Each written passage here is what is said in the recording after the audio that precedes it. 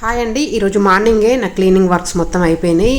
Morning నేను breakfast చేద్దామని చెప్పేసి ఇలా అన్నం తాలింపు అయితే చేస్తున్నాను. ఈరోజు ఇడ్లీ దోశ బ్యాటర్ ఏమీ లేదనమాట. మనకి నోటికి ఏమీ తినాలనిపించినప్పుడు, జలుబు అండ్ జ్వరం లాగా అనిపించినప్పుడు ఇలా చేసుకోండి, చాలా టేస్టీగా ఉంటుంది. ఇంటి ముందు కరివేపాకు ఉంటే తీసుకొని అయితే వచ్చిన అన్ని ప్రిపేర్ చేసి పెట్టేసుకున్నాను అనమాట. ఎగ్ ఫ్రై రైస్ అయితే చేస్తున్నాను కారం పొడితో, చాలా టేస్టీగా ఉంటుంది. అన్నం పొడి పొడిగా చేసి పెట్టేసుకొని అందులోకి కారం, ఉప్పు, వేయించిన ధనియాల పొడి వేసుకొని కలుపుకొని ఒకసారి టేస్ట్ చూసి పక్కన పెట్టేసుకోవాలి.